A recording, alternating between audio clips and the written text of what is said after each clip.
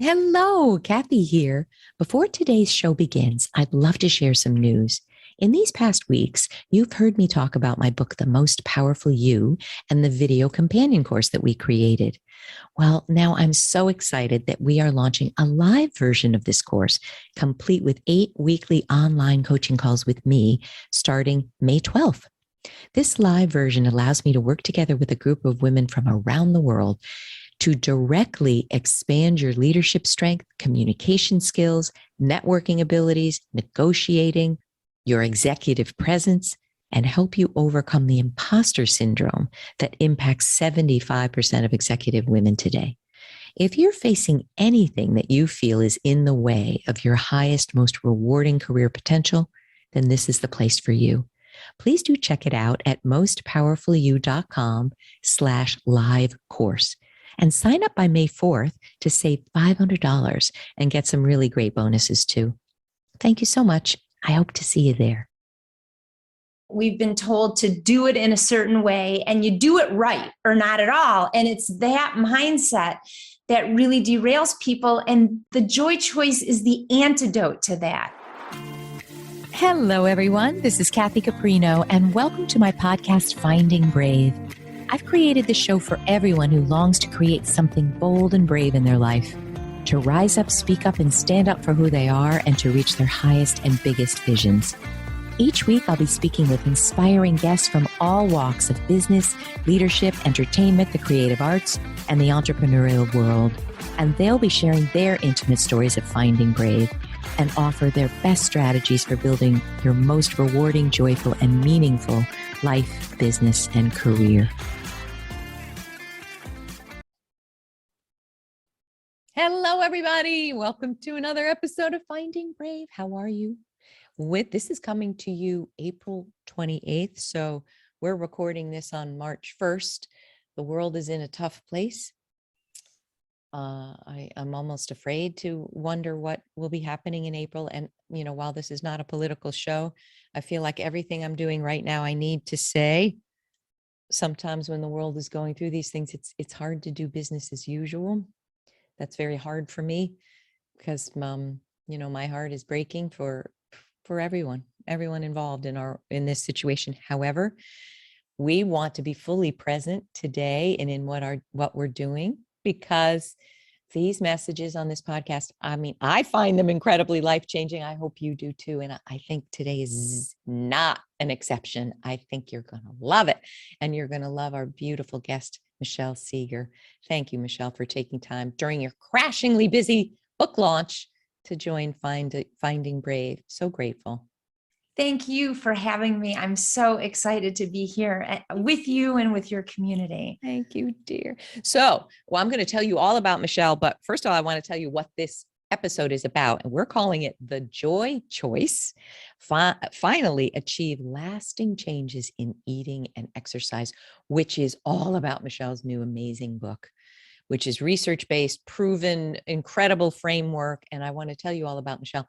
But we were just chatting, and I want to share this too. I love every one of my guests, whether I've just met them or whether I've known them as long as I've known Michelle, which we're thinking is about 13 or 14 years. Yes.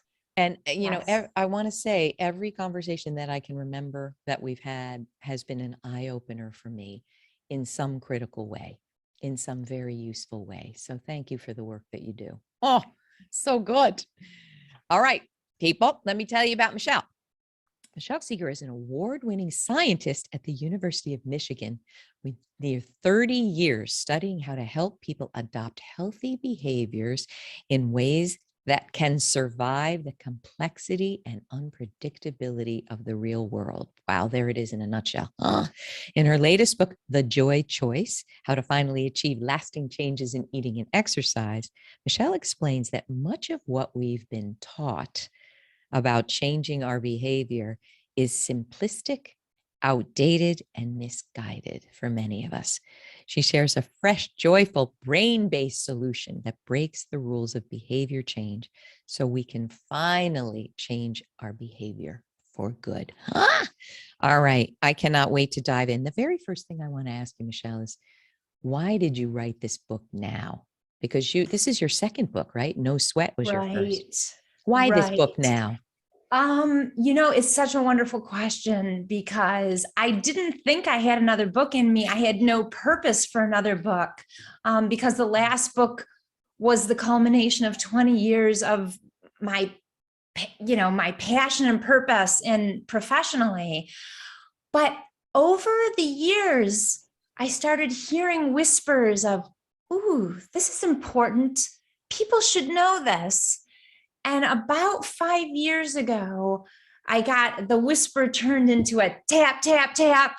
And I started creating an outline for the new science that I had been learning about and the new research that I had been doing. And a couple years ago, and this takes, 2 to 3 hard years of putting together a proposal and then writing a book. It culminated into the idea for the book. And because we live in a world where we cannot count on the things we want to count on, and in the world of exercise and eating, we've been taught to do things in a very specific way, following certain rules, and to make sure we do them right. And guess what? Most people can't. So for those of us, which are the majority of people, there are a percentage of people who do it right every time, but they're not the majority of people. For the rest of us who need an alternative, that's why I wrote this book. We need something that is going to work with the ups and downs instead of break down with the ups and downs. Oh, I can't tell you how much I can't wait to hear more of this. So you and I were talking before I hit record, talking about food. For me personally, I've had an interesting relationship with food, and I've been able to, and struggled with, weight and lots of other issues, but I have been able to keep off that 20 pounds, and I'm working on another 10 around changing my relationship with it, not dieting, not following these rules that never worked for me. But what I want to start with here is, what do you think? I love to go like to the negative, not to the Yes. negative, to the contrary, the contrarian. What is wrong with what we're being told about exercise and food? What are we being told that is not fitting with the brain science work that you've done? Yes. What is it? Well, it's really interesting, and the why we're being told this is related to, or what we're being told and what's wrong with it is very much related to the history and the evolution of what we're being told. And when we think about changing our eating in ways that are healthy or exercising more, what we have to understand is that both of those mandates come out of a medical paradigm. The value of exercising more, the value of changing our eating in healthier ways, the research that has been conducted on these behaviors comes out, it's medical research. So it comes out of this medicalized framework, which is prescription based. And can I ask, because I'm already Yes. confused, Yes. medical as opposed to humanistic, or what would be as opposed to? What is the That's better? a great question. Medical is well, I say medical, I mean healthcare. So it comes out of a healthcare context, medical doctors, think doctors, nurses, hospitals, illness. It comes out of that paradigm. And, I try not even to talk about weight loss and carrying extra weight. And, typically the words in my field are thrown around being obese and overweight, but that's part of the problem, is that those constructs, those ideas are embedded in healthcare and the medical system. And so that is why when we've been taught to change our eating and to exercise more, they're prescriptions. Because taking a big step back, we're being prescribed a certain amount of exercise to optimize our health, because the research studies, that's what they have aimed to do.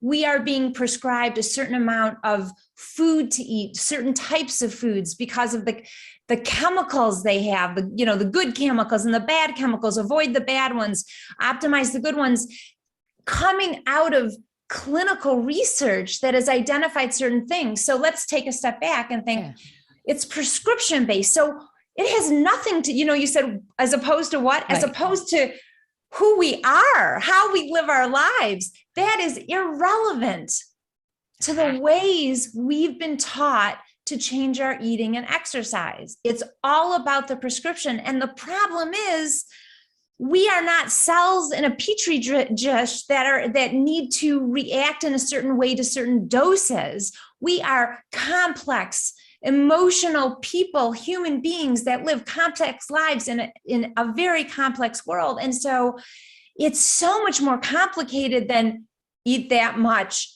don't eat that, move that much, don't sit that much. Does that make sense? Yes. Let me ask a follow-up, because I'm curious. Would you agree with this? And if not, push back. So the prescription piece is, research says that if you are 5'3", you should weigh 125 or less. And if you're blip percent over that, you're obese. And if you're blip percent over that, you're morbidly obese. Yes. The prescription part is, data shows this, therefore this is what we're telling you. Are you saying that it's not that the data about the ultimate outcome is incorrect? It is, and please tell me if I'm getting this wrong, it's everything that surrounds what happens when a human being is prescribed to. Is that what it is exactly? Yes. In other words, if I'm 135 pounds at 5'3", there's shame, there's humiliation. I'm not what I should be. And they also, the prescription's fine, but the how is missing. The right kind of how. That's right. Missing. Am I getting it? Am I getting what you're talking about? Well, it's so complicated that there are all these strings attached. So if we're overweight or obese, we're wrong, we're bad, and we have to correct. So right there is the healthcare context for changing our eating. And on top of that context, we're somehow wrong and have to fix ourselves. And it's not to say that there are not health problems that can come from carrying around extra weight. I'm not arguing that there can be true health problems. The problem is that when we wrap up these emotional things like moving our bodies and eating with this wrongness, it completely warps our relationship with these behaviors. Now, I hope this is okay to say, but there's an analogy that I like to use sometime, and it has to do with sex. If people were prescribed the right way to have exercise and told to do it in certain ways, or it creates an aversion, it absolutely influences how we feel, because eating and exercise are embodied experiences, just like having sex is. So I use that analogy sometimes because it helps people understand when we are told what to do and how to do it, and feel like we're forced even to eat in certain ways, what kind of experiences that causes in our bodies that causes disdain, aversion, pain, rebellion, rejection. Wow. Right? I mean, does that make sense? Yes. And so are you saying, and we can say it, you're saying, when I'm thinking about that statement, you don't read thousands and thousands of articles in popular magazines and websites about the right way to have sex. That's right. In fact, we're encouraged to be creative. The more creative, the better. Do what feels right. That's right.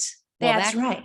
I mean, not to be whatever, but couldn't that be because the ultimate outcome is either joy or procreation, or so there isn't a prescription at the end. Maybe that's why we haven't been force fed 50 billion ways we should be having sex. Am I getting it?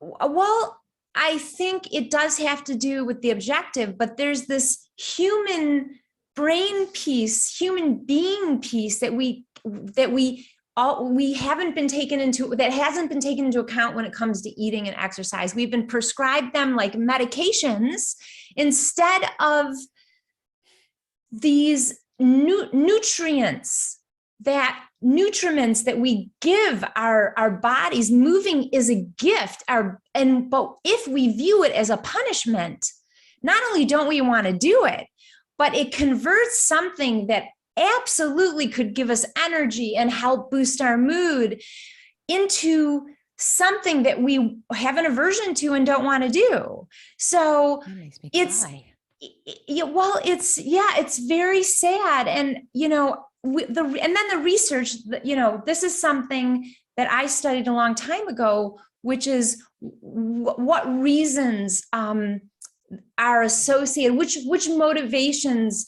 are associated with sustainable self-care behaviors like physical activity. And I want you to notice something. I try not to call them healthy behaviors, because they're self-care behaviors. It's moving is a way we tend to our self-care. Eating in certain ways is a way that we take care of ourselves. If we can take it out of even the health paradigm to caring for ourselves, it reframes it in a new way that we can be much more invested in. Does that make sense? I so love it. And you know what's getting me choked up? I play tennis regularly. I'm 61. I have a knee that doesn't work, include what in terms of what the medical profession would say, that I need a knee replacement soon. There's no cartilage. Yet here I am running and, whatever.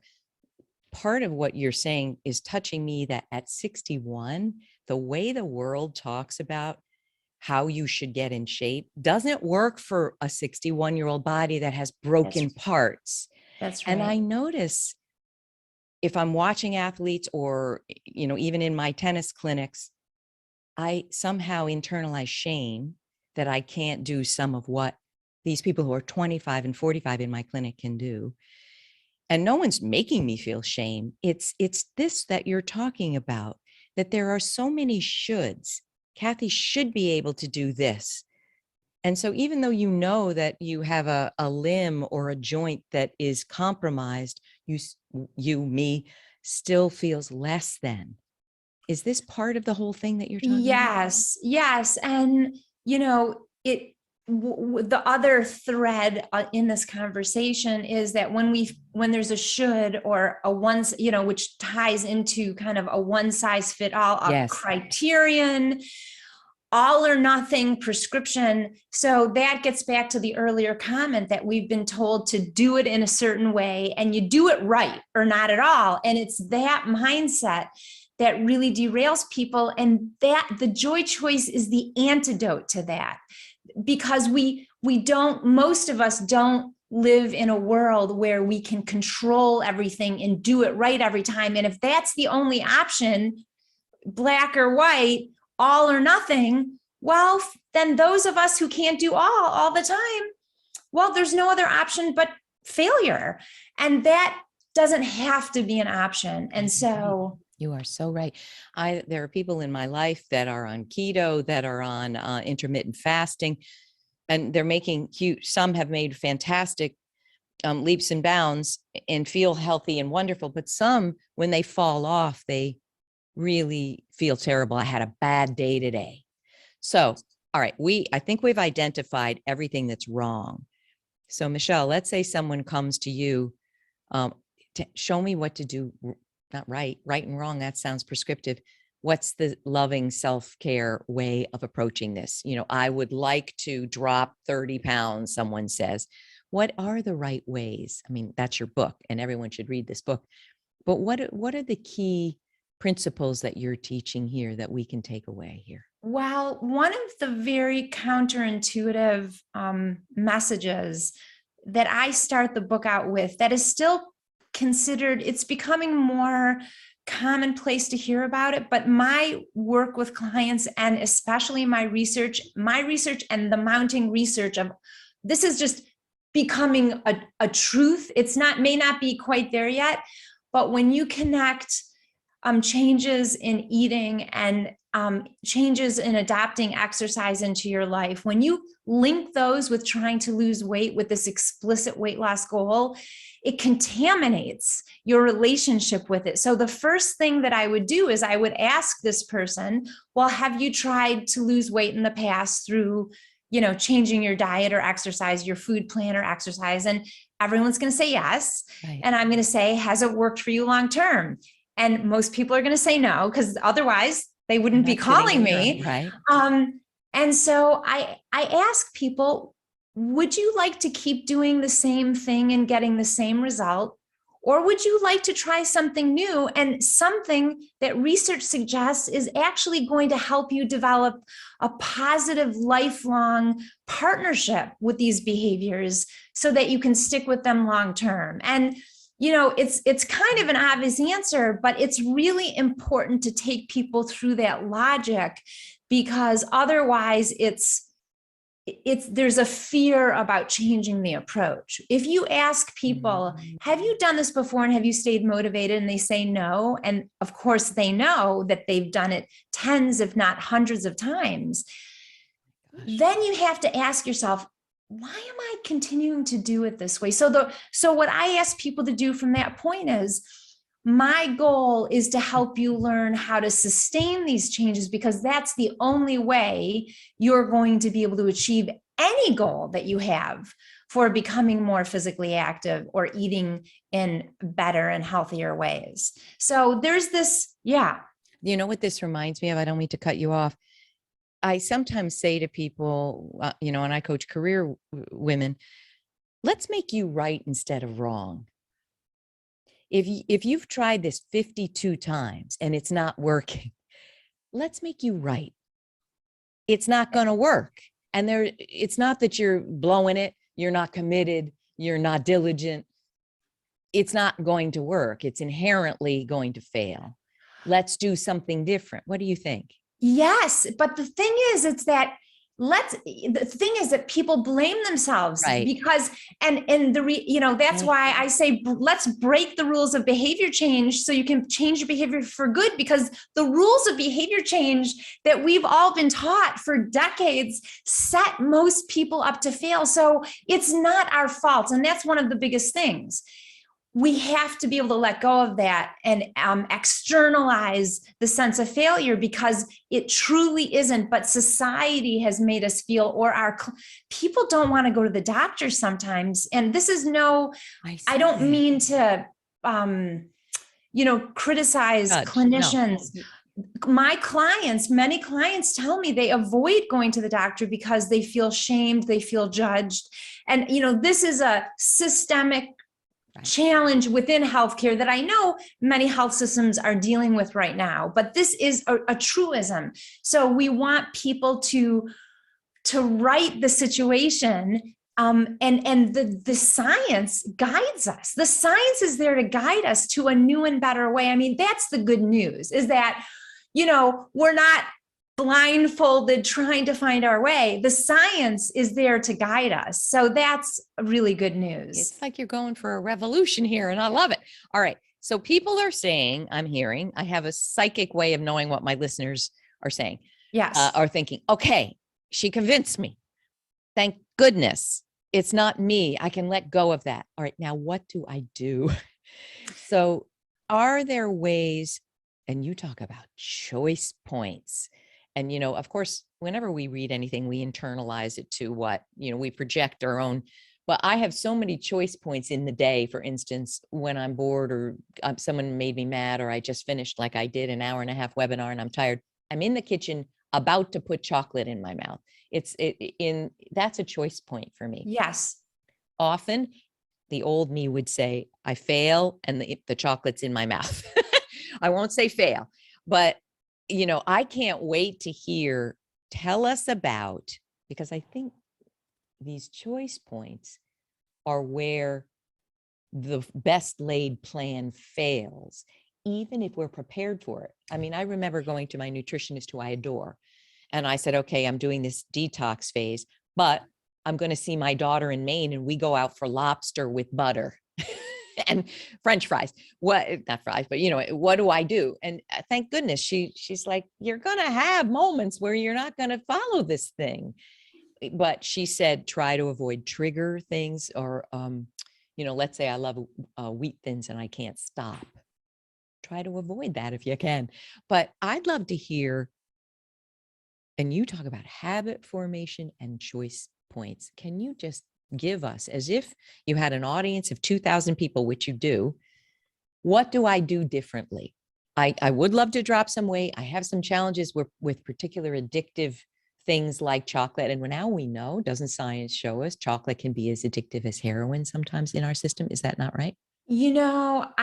I don't know that research enough to feel good commenting on that. I think there's probably, I don't know if that's been determined. I know some people say that, but I think there might be some counter that it's not addictive at all. Or I don't think we know the answer to that. I think there's perspectives on different perspectives on that question. And it's not my area of research, so I don't want to comment, but beautiful. It doesn't mean that it doesn't feel tempting. And there's you said a few things that I want to comment on. Great. One, the choice point is where the challenge is. That's by definition, that is what the choice point is. It's when you are facing a challenge to what your intention or plan is, but it's the opportunity, because it's your opportunity to choose. And I want to jump in and say something really quick and then return to the conversation. Habit formation, make it automatic, offload it. You don't have to think about it. So form habits, automatic habits for your healthy choices. It's very popular these days to be told that. And, but there's some assumptions underlying habit formation that no one really talks about. And unfortunately, most people don't meet the criteria for successful habit formation for complex behaviors like exercise and healthy eating. Almost all of us could form habits for flossing our teeth and putting our keys in the same place and drinking a glass of water when we wake up. Those are very simple behaviors. But for complex behaviors, the newer thinking in the habit research world is really wondering, can we even form automatic habits for these behaviors? So I just want to say that, because that is a very counterintuitive notion that I think is really important for people to know about. But and the choice point and the opportunity to choose is almost the exact opposite of forming an automatic habit, because the point right there is you can't automate a decision about something that you weren't planning to have happen or that's really challenging. You can't automate that. So you have to make a choice, or you or you fall into, if you're in a bad mood or you're tempted. And these are what I call the traps to the choice point. So in my work with clients, I've discovered about 4 very common traps that prevent us. They grab our thinking.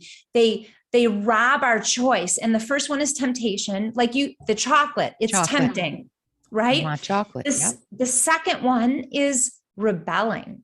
Well, you could also bring to that choice point with your chocolate, oh, shoot, I'm not supposed to have chocolate because of that new eating plan I'm on.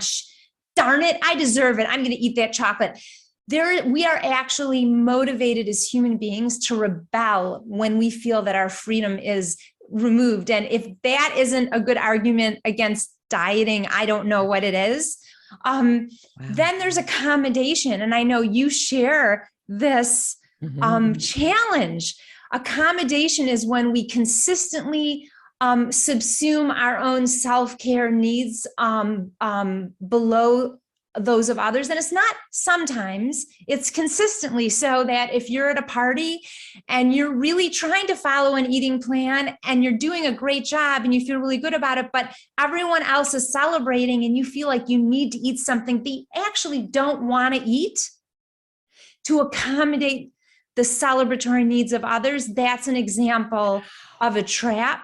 And then, Wow. there's perfection, which is I have to do it right or not at all. And that is the entry point for the joy choice. And the joy choice is, you're not going to be surprised when I tell you, it's the perfect imperfect option that lets us do something instead of nothing. There's no more all or nothing. My head's exploding.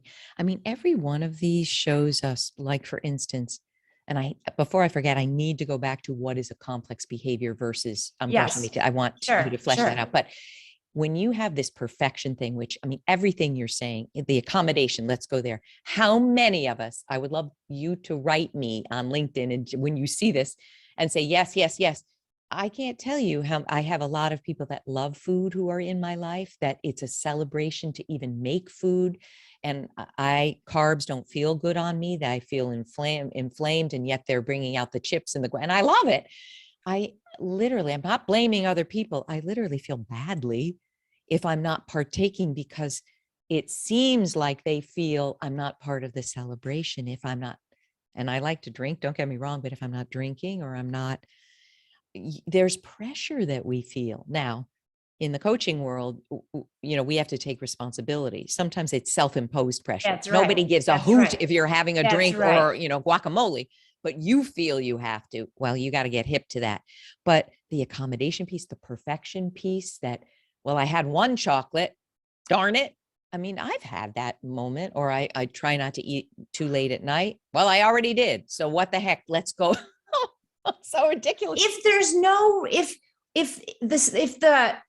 the criteria changes from doing it perfectly to doing something. So maybe you really want chocolate and you had a hard, stressful day and you can't have it until you eat the whole bag because you're in reaction. What if you have a couple pieces? Who cares? Right? I love it. It's because it's that the dieting mentality has contaminated our views of our choices. Oh, Michelle. All right. Now, can you just tell us, you said there's an enormous difference between an eating behavior, the complexity of that, and our relationship with food versus I'm going to put my keys in this same spot on the bureau. What makes a complex behavior and habit formation harder? What is a complex behavior versus I'm flossing every night? I'd love to know that. Yes, to explain that, let me first explain the habit loop, which is you have a cue. The cue is it's time for bed, and I go into the bathroom, and the cue, I see my toothbrush is there. There's no thinking, and then the floss is right next to it. The cue then you do the behavior after the cue, and then you're rewarded in some way, whether it's satisfaction, your mouth feels better, and that creates a positive experience in your brain but it's cue based. Because there's an event or a time or something. Well, there's a time or a place. Okay. And so, but this is the kicker with habit formation. There is no room for variability. Oh gosh. Okay. So we can understand, where does flossing happen? It happens in the bathroom. Usually, let's hope. Not a lot of people, not a lot going on in the bathroom to disrupt your flossing habit. Let's think about changing the way we eat. Let's think about exercising.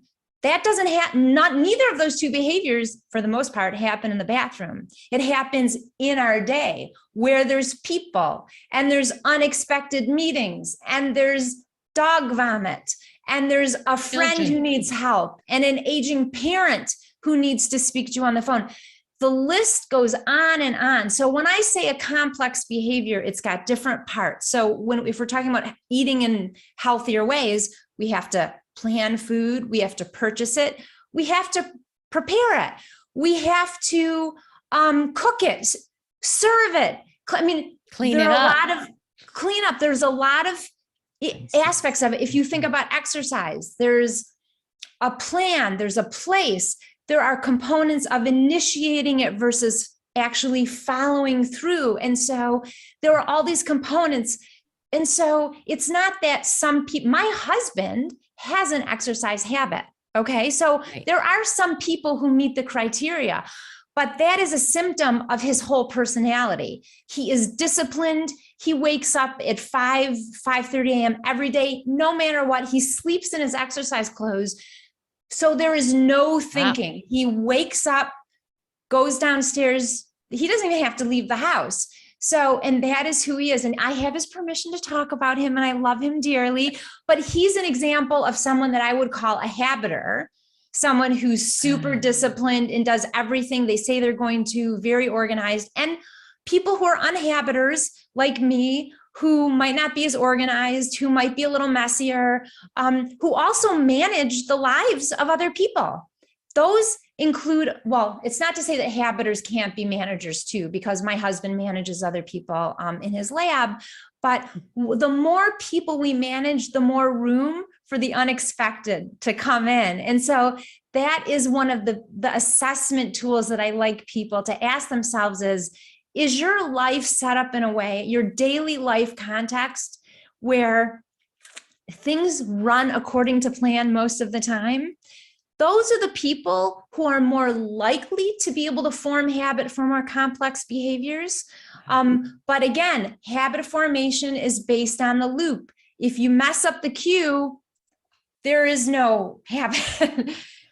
You know what I also think?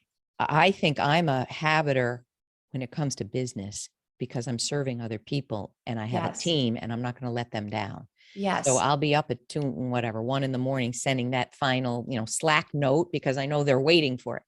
When it comes to myself and some of these behaviors, am I getting enough sleep? Am I eating the way I truly want to, not am driven to?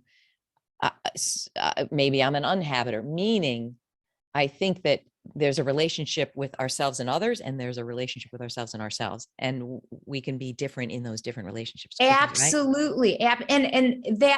And if we can't depend on what's called automaticity, which is doing things automatically at these choice points, and we know we're going to be tempted, and we know we might feel, have rebellion and perfection staring us down.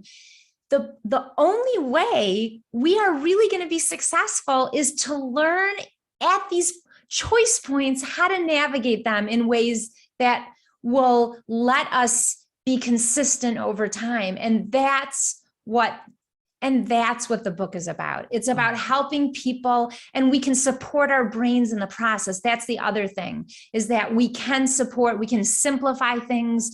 We can frame it as ways to play and think creatively, so that when those choice points come, it's not this is another should. It's like, wait a sec, what are my options? How can I play here?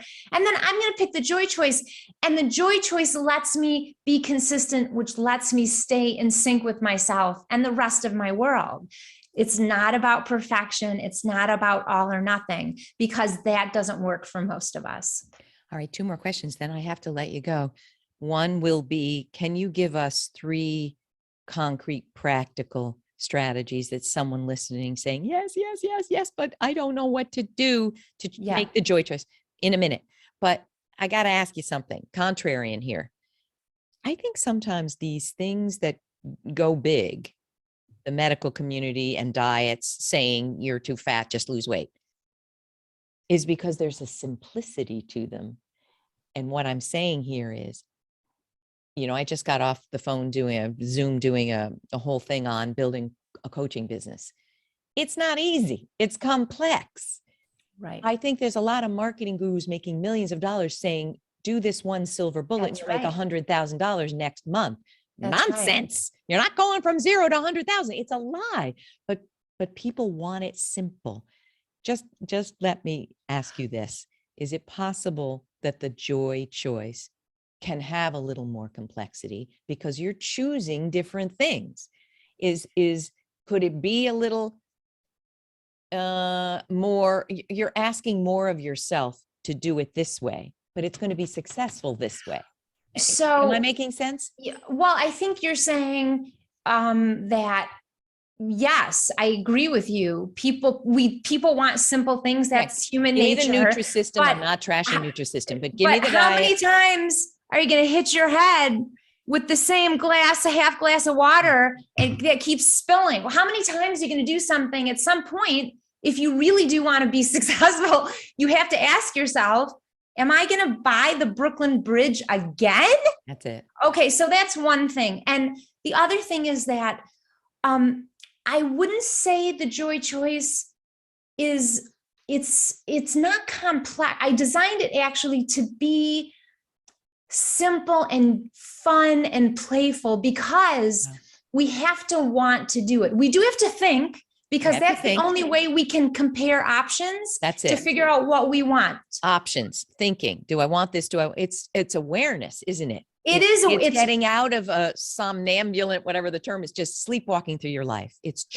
You have to have awareness to make a conscious choice. But I could have called it problem solving 101. I could have called it so many things. Get your act together, Michelle. But instead, I called it the joy choice, because who doesn't want joy?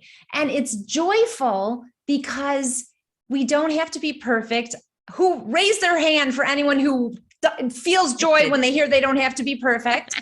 And it lets us do something. So at least we know we're doing something to tend to our own self-care and well-being. And if that's not joyful, I don't know what is. So that's kind of my long answer to the first question, or the second question. The first question you asked was, how can people implement this in their own lives? Give us just 3 practical. Yes. I get it. This is my challenge. And this is something I can do hanging up from this Zoom call. Yes. Well, I want to say, like the work that you do, Kathy, teaching people about building a coaching business, there is a system to learn. So I'm not going to sell you a Brooklyn Bridge. There is a mindset to learn to be successful. So having said that, the 3 things I would say to you are, number 1, decide if you've been knocking your head against the same wall for a long time, and if you want to keep doing the same thing and getting the same result, because at some point, that's the most important choice point. Do you want to learn something that's going to give you a whole different way of thinking about changing your eating and exercise? That's the first thing I want people easy to think about. And you can do that right now. The second thing I want you to notice is to try to be aware when you come upon one of these choice points. And the choice point is just this period, this point of time in the moment when you were supposed to do your exercise this way, or your exercise class is coming up, or your walk, or you're at a party and you would hope to eat this tonight, but there isn't this at the party. So these points of tension where you can't do what you'd hope to do. Try to notice those points, because awareness is going to be the mental technology you need to actually work with that moment. And then the third thing is, I want you to see if you can just name your choice trap, which is either temptation, rebellion, accommodation, or perfection. Notice what you say to yourself, and whether it's in service of really what you want, or whether it's in reaction to something else.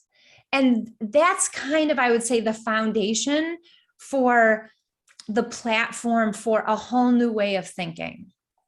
Holy cow. You and I are so on the same page. And I know you have to go. I would say this: life is an internal job. Yes. I mean, these things that you're having us do are mental constructs. Yes. Gain awareness so that you can gain choice. If you have no awareness, forget it. Nothing is going to work. And people might say, well, that just sounds easy. But then I get to the blah, blah, blah, the guacamole. If you can do these things, life is going to much more easily and fluidly change. But I'm pretty sure if you don't do these things, it's going to be a repeat. It's going to be insanity. Einstein saying definition of insanity is doing the same thing over and over. So would you say that it's an internal job first and foremost? Absolutely. It is. But the beauty, and research shows this too, when we have a change in mindset, we revolutionize our experience of whether it's eating or exercise. I use the word revolutionize very purposefully, because the way we come at things absolutely determines whether we want to do it, how we experience doing it, and whether we'll keep doing it. Oh, Michelle, it's so great. I could keep you on for another 10 hours. Tell us where we suck up all this wonderfulness. Where do we get the joy choice? It's funny, I can't say it. Joy choice. I want to say it. Where do we get it? Where do we get your book? Where do we learn more about you? Where do we go? Well, people can learn more about the book on my website, which is my name, michellesegar.com. I talk more about the book, the people, wonderful people who read it early and wrote endorsements. And you were one of those special people, which I really appreciated. My pleasure. Such groundbreaking work. And if people are interested in taking a quiz to find out what their traps are, what their main traps are at choice points, that is also on my website. It's free, and they'll answer 12 questions and they'll get a personalized readout to know which of the core traps I've discovered in my clients are likely getting in their way of achieving lasting changes in eating and exercise. I'm hopping on that now. Is it possible? I have all of these. Is it you possible? You can have all of them. Absolutely. Absolutely. But guess what? Guess what Dan Siegel, this is, and I know you probably say the same thing. This is a quote from Dan Siegel, who, someone whose work has really informed my parenting and my coaching work. Name it to tame it. You could say, oh no, I've got all 4 of these. But the beautiful thing is that when we can name it, we actually remove some of the emotionality and control it has over us. So great. I'm ready to do it. Naming it, taming it. Thank you, Michelle. I love it. This book is truly going to change lives. I know it is. And we're so ready. We're ready for a revolution around this. And the other piece I love about the joy aspect is part of it is loving ourselves in a different way that society hasn't really quite allowed. That's right. I think you're allowing for it now. Thank you. Thank you for coming on. I so loved it. People, we want to hear from you. You say this every time, 200 and blip episodes, but Michelle, I know she's crashingly busy with her book launch, but you're going to see this on every social platform. Can you please tell us, read the book. What did you get out of it? Which of the traps are yours? Give us a question. All right, I figured it out, but I'm a little stuck. We would so love to help in any way we can. And if Michelle can't answer directly, she has a resource for it. Yes. But now is the time. Let's make these changes and not bloody ourselves in the process. How about it? Thank you, everyone. Thanks again, Michelle. I'm so excited for your book, Smashing Success it's going to be. And everyone, thinking of you. Have a wonderful week, and we will see you next time. Bye. Thank you. Bye. Thanks so much for joining us today. And please don't forget to check out findingbrave.org for more programs, resources, and tips. And tune in next time for your weekly dose of Finding Brave.